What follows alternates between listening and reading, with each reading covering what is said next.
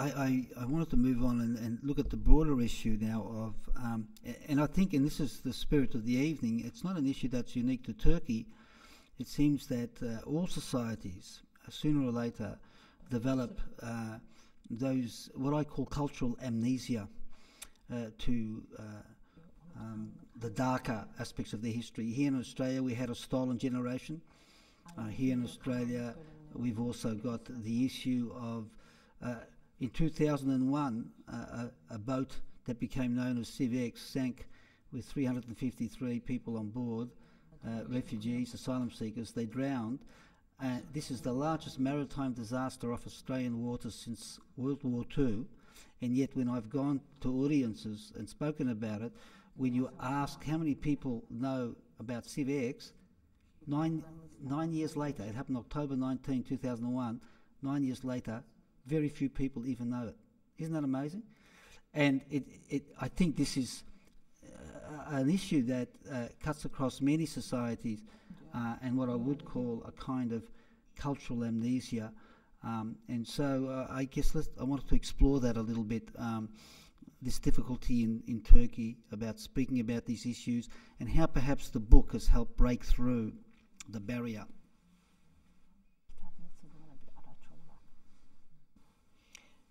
Aslında kitap yayınlandığı anda neredeyse bir hafta içerisinde 3000 baskı tükendi.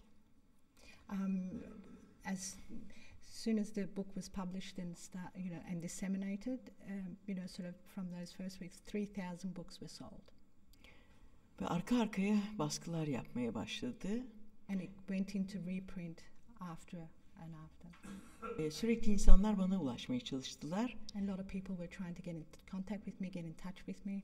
Herkesin benzer hikayesi vardı ve bu benzer hikayesini benimle paylaşmak istiyorlar. A lot of people had similar stories and they wanted to share their similar stories with me. Hatta pek çoğu bu hikayelerini benim yazmamı istediler. And a lot of people wanted me to write their stories. Ben de onları hikayelerini kendilerinin anlatmaları ve yazmaları için yüreklendirmeye çalıştım. And I wanted to give them a heart to say, you should write your own stories. Şunu söyleyeyim ki, let me say this. Hiç tanımadığım pek çok insan çeşitli yollarla bana ulaştılar ve hikayelerini anlattılar. A lot of people that I have never met before, sort of started making links with me from diversity of avenues to tell me about their stories.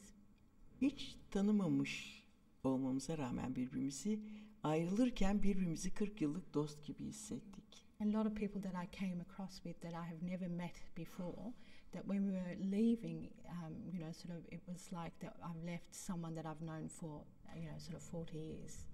Çocukluk arkadaşlarımla buluştuk.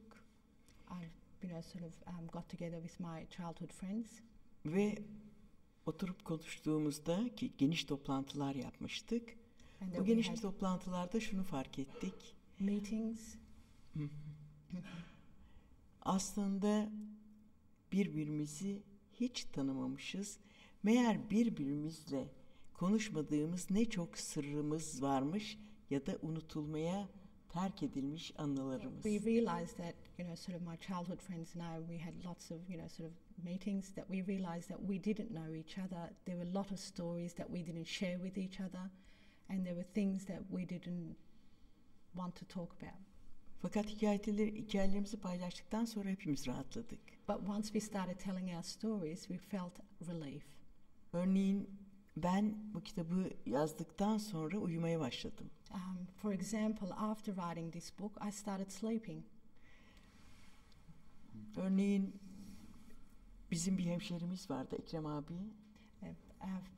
A relative of ours or acquaintance of ours, Ekrem abi, brother Ekrem. Kitaptan sonra Ekrem abinin benimle konuşmak istediğini söylediler. Gittik, bir gece oturduk, uzun uzun sohbet ettik. Ekrem abi pek çok şey anlattı. After the book was published, I was told that brother Ekrem wanted to, sort of see me. So I went over there. We sat, we talked for long hours. Ve o ana kadar hiç anlatmadığı şeyleri bize anlattı. Told us things that he's never shared with us. Gece ayrılırken kapının içinde vedalaşırken aynen şöyle söyledi. Bu gece rahat bir uyku uyuyacağım. As I was leaving, departing the house, at the door, he said to me, I'm going to sleep well tonight. That's the great paradox. And if you look at the word expression, if you look at the root of the word, ex actually means out. Exit is a way out. When we go to the Greek island of Ithaca, where my wife's family comes from, you don't say cheers, you say exo tavasana, outside with my problems. And so really expression means getting it out. I guess when we're looking here at the healing power of story and human rights activism, it seems as though part of the project is to create the conditions where the voiceless find their voice. I mean, it's one thing to speak on behalf of someone, but how do you create the conditions where people find their voice and tell their own stories? The word author comes from the word authority. An author is in charge of their own story. That's what's so empowering about it. And so can you share us your thoughts on this? How do you create conditions, which is what you're doing now in your work with your follow-up book and with your grandmother too? How do you create those conditions, and what is its relationship to human rights in your view? Evet. Bunu açıklamadan önce şunu da söyleyeyim. Ben özellikle bu anneannemden sonra pek çok hikayeyi dinlerken şunu fark ettim. Aslında her birimizin hikayesinde farklı acılar var ve birbirimizden o farklı acıları da öğreniyoruz.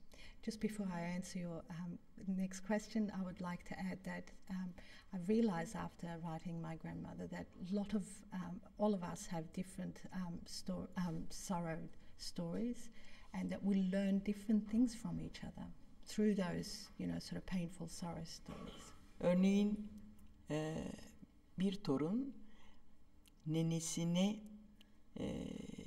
kocasını gözünün önünde öldürdüklerini, bütün ailesini yok ettiklerini, kendisinin bir biçimde kurtulduğunu ve bu kurtulan nenenin yine o yıllarda Rusya'dan kaçıp gelen ve hayvan dışkılarındaki buğdayları ayıklayarak yiyip hayatta kalan bir erkekle evlendiğini anlattı.